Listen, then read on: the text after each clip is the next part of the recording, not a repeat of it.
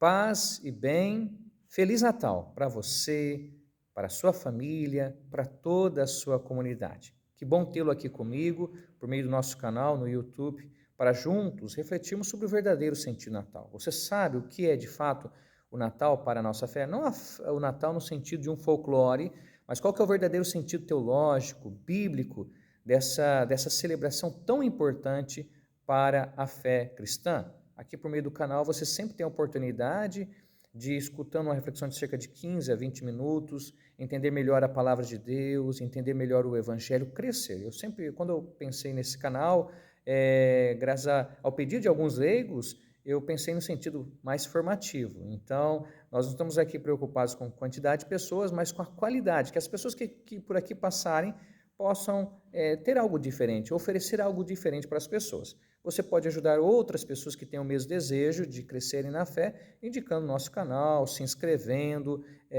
divulgando isso para as pessoas. Tem várias propostas de pregação, de estudo da Bíblia. A nossa proposta foca mais numa dimensão formativa. Essa é a nossa dimensão aqui, como alguém que está estudando a Sagrada Escritura, refletindo, dedicando a vida para isso. Então, eu conto também com a sua ajuda na divulgação do nosso canal. A celebração do Natal, nós temos 4 propostas de missa. Talvez você não saiba disso, mas agora você vai ficar sabendo, né? Se você souber, apenas reafirma. Nós temos a proposta da missa da vigília, depois a missa da noite, a missa da aurora e a missa do dia. Os evangelhos são diferentes. Eu não vou refletir sobre todos esses evangelhos, apenas sobre o evangelho da missa da noite. Por quê? Tem alguma razão bíblica para isso? Não. A razão, na realidade, é pastoral, já que a maioria das pessoas participa dessa missa, então é uma maneira de ajudá-las nessa experiência. Mas você pode, talvez, ir a uma missa de Natal, se você for à missa, por exemplo, do dia, não vai escutar o evangelho da missa da noite. Então, é por causa dessa tradição. Outra coisa, nós temos o canto do Glória, vamos voltar a cantar o Glória, Gloria in excelsis Deo, um canto que surgiu exatamente por ocasião do Natal, e depois nós o utilizamos nas solenidades e aos domingos, quando os domingos não caem na quaresma ou no advento, porque nós reservamos o canto do Glória para outros momentos. Então, que você possa cantar o canto do Glória com aquele mesmo espírito que os anjos cantaram, vendo a vinda do Salvador entre nós. Então, nós na liturgia sempre nos unimos à liturgia do céu, como nos mostra muito bem o livro do Apocalipse. Daí o respeito que nós devemos ter pelas nossas celebrações, a noção de sagrado, porque o Espírito Santo sempre atualiza no hoje da nossa vida o único mistério de Cristo. Preste atenção que hoje na missa sempre vai ser dito hoje, nunca vai se dizer ontem ou amanhã, hoje, porque é sempre atual o mistério de Cristo na nossa vida. Outro conselho que eu lhe dou, antes de nós entrarmos no texto, quando você for celebrar o Natal em sua família, não deixe de fazer um momento de evangelização. Se você tem netos, faz com que os netos peguem a imagem do menino Jesus e coloquem nesse momento no presépio. Faça uma oração ao redor da mesa, evangelize as pessoas. Talvez você vai dizer, padre, na minha família tem pessoas de outras religiões, alguns filhos meus ou parentes nem vão à igreja. Não tenha medo, a gente tem que ter aquela coragem de anunciar o verdadeiro sentido das coisas. Porque se nós, que conhecemos a palavra de Deus, que vamos à igreja, não falamos, quem falará, quem evangelizará? E a fé sempre apresentada com carinho, ela toca o coração dos homens. Talvez as pessoas não concordem, mas no coração vai tocar. Alguma sementinha ali vai ser plantada. Não deixe, então, de rezar pela sua família, pela paz do mundo, pelo bem da igreja. Não deixe de dar ao Natal o verdadeiro sentido espiritual que ele tem. Infelizmente, as pessoas transformaram o Natal uma festa pagã, uma festa só comercial. Lembrando que o Natal começou a ser celebrado a partir do século IV, aqui em Roma, dentro daquela consciência maior que a igreja cada vez mais teve sobre o mistério de nosso Senhor Jesus Cristo. Então vamos evangelizar com uma linguagem simples, direta, mas que atinja o coração das pessoas. O evangelho da missa da noite do Natal é Lucas capítulo 2, de 1 a 14, um evangelho muito conhecido. Eu vou, como a proposta, vou tentar aqui reconhecer algum elemento, destacar algum elemento que talvez as pessoas não percebam. Nós temos este ano algo interessante. Neste ano, no dia 25, começa entre os judeus a festa de Hanukkah. Você fala, mas padre, que festa é essa judaica que eu não conheço, Hanukkah? A festa de Hanukkah, na realidade, é a festa da reconsagração do Templo de Jerusalém. Então, os judeus, durante 8 dias, assim como nós vamos celebrar também durante 8 dias, a partir de hoje nós temos a chamada oitava do Natal, os judeus durante 8 dias celebram a festa de Hanukkah. Evidentemente, na festa de Hanukkah, eles não celebram o nascimento do Messias. O que eles celebram? A reconsagração do templo, realizada no século II. É uma festa de alegria, é uma festa também das luzes, porque na festa de Hanukkah você acende a menorá. Então, veja que coincidência. Na realidade, tudo é providente para a gente entender algumas coisas, que assim como também nós temos as nossas luzes de Natal, dentro do judaísmo tem as luzes por ocasião dessa festa de Hanukkah, em que ele celebra um momento em que, de fato, o templo foi purificado, já que ele tinha sido profanado no século II por Antíoco IV Epífanes. Qual que é a ligação que nós podemos fazer? Veja, se os judeus consideravam o templo como lugar da presença de Deus, quer dizer, se purifica o local para que Deus possa novamente habitar o templo, nós no Natal nós temos uma concepção parecida, só que para nós o Natal, para nós o templo não é o templo de Jerusalém, né, que só restou agora o muro depois do ano 70, depois de Cristo, com a destruição que os romanos promoveram, na guerra contra os judeus. Na realidade, para nós, o templo é o próprio Jesus. O Verbo se fez carne e habitou entre nós, ou seja, armou a sua tenda entre nós. Então, seguindo esse evangelho, que é essa intuição que nós vamos ver na missa do dia de Natal, Jesus é o novo templo. A presença de Deus na história não se dá mais num templo de pedra, se dá numa pessoa. Em Jesus Cristo, nós encontramos a verdadeira face de Deus. Ele é a luz. Eu sou a luz do mundo. Quem me segue não andará nas trevas, mas terá a luz da vida. Inclusive, o Evangelho de João vai trabalhar em uma parte do seu Evangelho, lá em João capítulo 7, 8, 9 e 10, em relação a essa festa de Hanukkah. Fica então o interesse que você possa fazer uma relação exatamente isso entre a festa celebrada pelos judeus, que coincide esse ano com o dia 25, 8 dias, que também ele celebra a festa das luzes, e nós que celebramos a nossa festa da luz, mas no nosso caso agora não é para purificar o templo e nem reconsagrá-lo, é para reconhecer que o verdadeiro templo definitivo é Jesus. Olha que bonito, tantas coisas bonitas que nós temos na nossa tradição. Vamos lá então agora, depois de toda essa fala, olhar para o Evangelho, Lucas 2, de 1 a 14. Nós também, antes de pontuarmos algumas coisas, me lembrei agora, nós começamos o Jubileu da Esperança. A cada 25 anos nós celebramos um jubileu. Então, o Santo Padre, no dia 24, aqui vai abrir a Porta Santa, que você possa celebrar esse jubileu com alegria, porque o Natal é a nossa grande esperança, que você possa acompanhar todo esse ano jubilar na sua diocese, com as propostas, e acontece cada 25 anos, eu vou fazer uma catequese quando assim eu puder, tá certo? Então não deixe de estar em sintonia com o Santo Padre, o Papa Francisco. Quando nós lemos Lucas, logo no início, na tradução litúrgica vai dizer o seguinte: aconteceu que naqueles dias César Augusto publicou um decreto ordenando o recenseamento de toda a terra. Este primeiro recenseamento foi feito quando Quirino era governador da Síria. Todos iam registrar-se, cada um na sua cidade natal. Por ser da família e descendência de Davi, José subiu da cidade de Nazaré, na Galiléia, até a cidade de Davi, chamada Belém, na Judéia, para registrar-se com Maria, sua esposa, que estava grávida. Ora, por que Lucas faz questão de apresentar esse momento histórico da humanidade? Primeira coisa, o nascimento de Jesus não é um mito, é algo que se dá na história dos homens. É muito importante nós isso. Isso é o mistério da encarnação.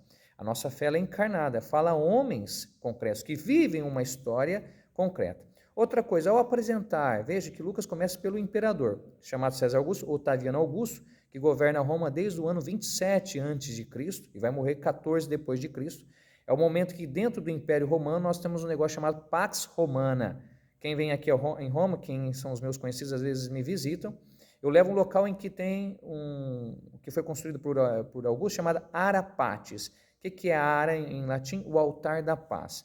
Augusto, no ano 9 a.C., um pouquinho antes do nascimento de Jesus, ele celebra o seu poder porque ele pacificou o império, ou seja, Marco Antônio foi derrotado, Cleópatra também, o Egito se torna parte do Império Romano, acabaram as guerras civis no Império e Otaviano Augusto é o único imperador e ele vai ser chamado de Augusto, que é Sebastião, não é, no grego, porque o Senado vai reconhecê-lo como divino, né? Então, Otaviano Augusto, ele celebra a paz em Roma. Tanto é que nesses textos, e aí a gente entende o contexto que Lucas está escrevendo, o imperador romano muitas vezes é chamado de Soter. O que é Soter? É chamado de Salvador. Ou seja, qual que é o verdadeiro Salvador? O verdadeiro Salvador será que é Otaviano Augusto, que instituiu a Pax Romana, a paz romana por meio das armas, por meio do derramamento de sangue, ele celebra isso em Roma, por meio do seu poder imperial? Veja que Lucas, no fundo, ele está fazendo uma exegese atrás disso. E você vê que parte do maior, do imperador, vai para o governador da Síria, então você vai daquilo dos critérios do mundo, então você tem uma espécie de reviravolta. Lucas está querendo dizer para nós, olha, de um imperador que a gente olha, o seu poder, que ele que está aqui no Palatino, em Roma, que é um monte que tinha aqui, que tem até hoje em Roma, onde era a residência do imperador, nós vamos ser levados a olhar de onde está o imperador para uma criança que nasce numa manjedoura. Quem que é o verdadeiro salvador do mundo? O salvador do mundo é aqueles que poder das armas, ou o salvador do mundo é o Messias que nasce entre os pobres? Então essa a alegria do Natal, essa mudança de perspectiva é que é o verdadeiro sentido do Natal. Não olhar para as alturas, para os poderosos do mundo, mas olhar para os pequenos, porque isso aqui a gente chama na teologia da kenosis, que é o esvaziamento de Deus. Deus que assume a nossa condição humana, exceto no pecado. Depois, nós vemos que Lucas, no versículo 4 que eu acabei de ler, faz questão de mostrar que José é de linhagem davídica, porque essa era a promessa que tinha sido feita à bem-aventurada Virgem Maria. Então, José, que se dirige na ótica de Lucas, também de Mateus, se dirige a Belém para o censo. Vocês veem que, então, José e Maria não são pessoas que se revoltam contra as ordens do imperador, são pessoas muito humildes, que na sua simplicidade vão permitir que o projeto de Deus aconteça na vida de cada um deles. E veja que enquanto estava em Belém, completaram-se os dias para o parto e Maria deu à luz o seu filho primogênito. Ter primogênito aqui não quer dizer que vai ter um segundo, terceiro. O primogênito aqui você tem até uma associação com Israel, porque Israel também vai ser chamado de filho primogênito, lá em Êxodo capítulo 4, de 22 a 23. Jesus, na sua história, isso é mais claro em Mateus, mas podemos falar aqui em Lucas também, Jesus que em sua história assume a história do seu povo Israel. Assim como Israel é o filho primogênito de Deus, lá no Egito, agora Jesus é o verdadeiro filho primogênito, objeto do amor do Pai. Maria deu à luz seu filho primogênito, ela o enfaixou e colocou na manjedoura, pois não havia lugar para eles na hospedaria. Aqui tem todo um debate exegético. Na realidade, nas casas havia uma parte em que se deixava os animais na dimensão quando era frio, e então essa casa não é espaço para todos, então ela fazia parte da casa. Não havia o caso aqui, a gente discutir aqui tudo isso, mas o mais importante é o termo manjedoura.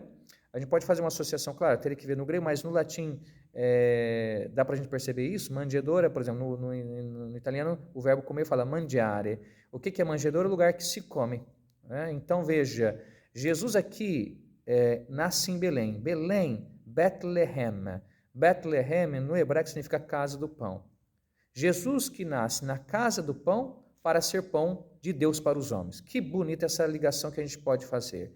Então, no mistério da manjedoura, ao se fazer um de nós, ele se fará alimento que nos saciará na nossa sede de Deus. Depois lá em João capítulo 6, ele vai falar que ele é o pão vivo que desceu do céu. E aqui na manjedoura, a ligação com a manjedoura, nós podemos ver que Lucas está dialogando com a Escritura ao representar assim o nascimento de Jesus, com Isaías capítulo 1, versículo 3, quando fala que o boi e o jumento é capaz de reconhecer o seu Senhor, mas Israel não é capaz de reconhecer a Deus. Sabia que é por causa disso nós temos o boi e o jumentinho no presépio? É por causa dessa profecia de Isaías capítulo 1, versículo 3. Quer dizer, Lucas está mostrando para nós que a criação, e a gente vai ver que os anjos, todo o cosmos, é capaz de reconhecer quem é o Messias, mas muitos ainda não, por causa da desobediência da fé. Quando Maria coloca, veja que, pois não havia lugar para eles, não é? O enfaixou. Aí no versículo 8, que a gente vê a cena acontecendo do Natal, e aí entra algo interessante no versículo 8, quando se diz, naquela região havia pastores que passavam a noite nos campos, tomando conta do seu rebanho. Por que pastores? E a gente partiu do imperador, chegamos a uma criança e agora os pastores. Os pastores, vocês sabem muito bem, já deve ter escutado isso, não eram pessoas muito quistas.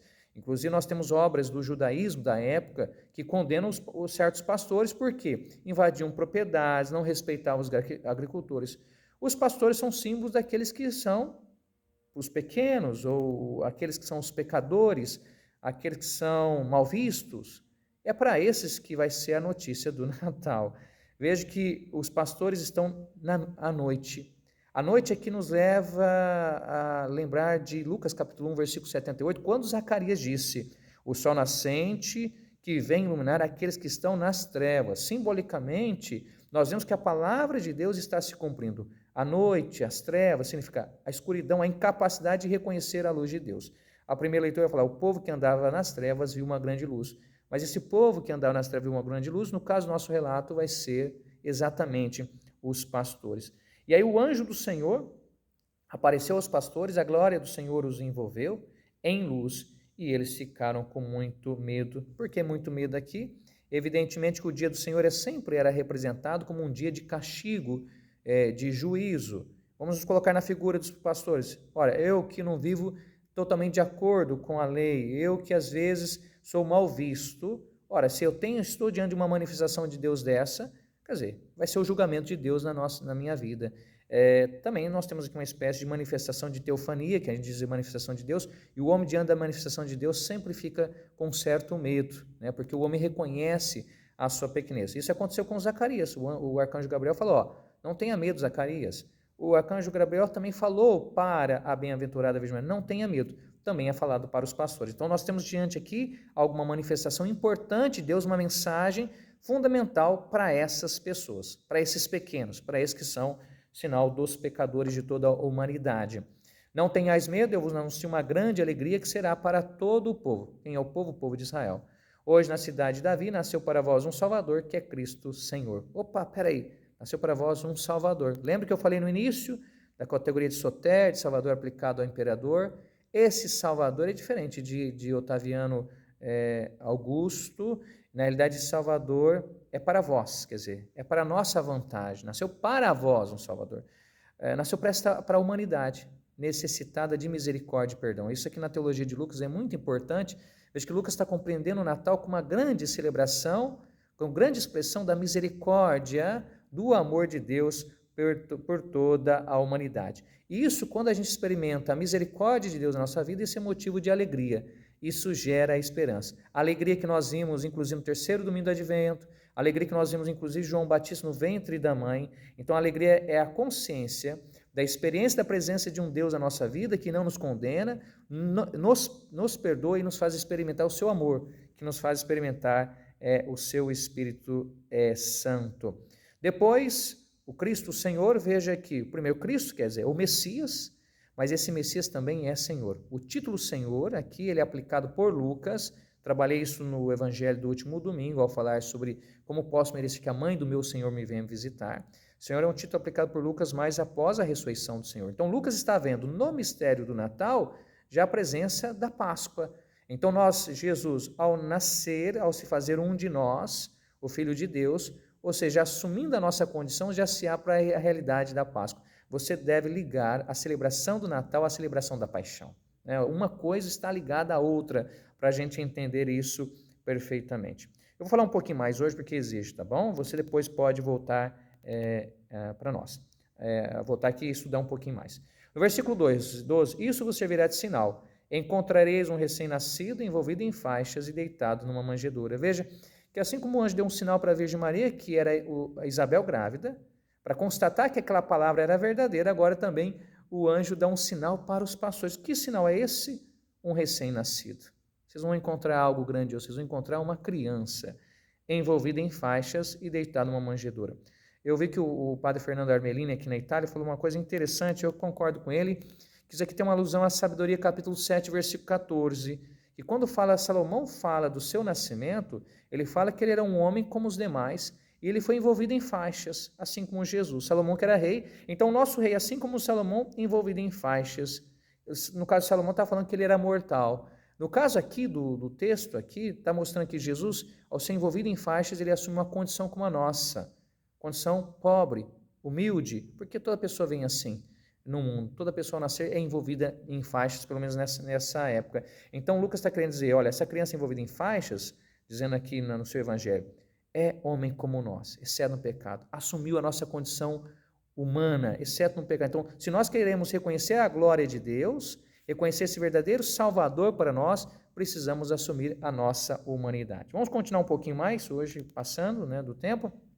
E de repente, juntou-se ao anjo uma multidão da corte celeste. Cantavam louvores a Deus, dizendo: Glória a Deus no mais altos céus e paz na terra aos homens por ele amados, a nossa tradução. Lembrando que o canto do glória surgiu exatamente desse versículo da Sagrada Escritura. O que é essa glória? Glória a Deus no mais altos céus. Essa glória que a gente fala em hebraico kavod, que se fazia presente lá no templo de Jerusalém, Deus com a sua glória. Os anjos reconhecem que a glória de Deus se faz presente no céu, mas agora se fará presente entre os homens por meio dessa criança. Paz na terra aos homens por ele amados. O que é essa paz aqui? Sobre a terra, né? Não na terra, no original é sobre a terra, porque a paz vem do céu. É o céu que desce na terra. Isso é Natal. É Deus que se faz um de nós. É Deus que assume a nossa condição humana, exceto no pecado. Esse é um grande mistério que nós celebramos. Essa paz já havia sido prometida em Lucas 1,79, quando Zacarias disse para João Batista: para guiar nossos passos no caminho da paz. A paz é a plena reconciliação dos homens com Deus. Quer dizer, a vitória de Deus sobre o nosso pecado, sobre o nosso afastamento, para vivermos essa relação de amor com Ele. Homem por ele amado, lá no original é homens de benevolência, mais do que por ele amados. Também a gente pode ver amados aqui. O que é os homens? E paz até aos homens por ele amados. Veja, é Deus quem ama os homens. Os homens que são fruto, objeto da benevolência, da misericórdia de Deus. E aí a gente pesquisa lá em Lucas 10, quem são esses que são os homens frutos da benevolência de Deus? Em Lucas 10 nós temos o mesmo termo, eudoquia, são os pequenos, que reconhecem o mistério de Deus na vida deles. Esses pequenos somos nós somos os pastores, chamados a ir até Belém, na casa do pão, para reconhecer o pão da vida que é dado a nós. Veja que o Natal também está ligado ao mistério eucarístico, pois assim como o Verbo de Deus se fez carne no ventre de Maria e se fez presente na história, no presépio, na manjedoura, em cada celebração eucarística, Jesus continua a se entregar a cada um de nós, e ao nos aproximarmos do Natal, do altar, contemplamos ali o mistério acontecendo. Por isso que algumas comunidades, inclusive, colocam o menino Jesus diante do altar para a gente associar o mistério do Natal com o mistério da Eucaristia, ou seja, com o mistério da Páscoa como um todo. Que você possa, então, louvar a Deus, como os pastores vão louvar a Deus, em Lucas capítulo 1, 20, por essa maravilha, por isso que eles viram. Veja que o Natal é uma verdadeira reviravolta, nós devemos partir do alto e ir para o baixo. É essa lógica. Se você quer celebrar o Natal, reconheça nas pequenas coisas da vida a presença de Deus, de um Deus que é misericórdia, que veio não para nos condenar, mas para nos salvar. Hoje nasceu para nós um Salvador, que é Cristo Senhor. Que você possa celebrar bem o Natal com a sua família, acolha isso, vá até o presépio, faça uma oração, porque quem não é capaz de reconhecer Deus nas crianças, nos pequenos, não é capaz de celebrar verdadeiramente o mistério da encarnação do Filho de Deus entre nós. Um grande abraço, Feliz Natal para você e para toda a sua família.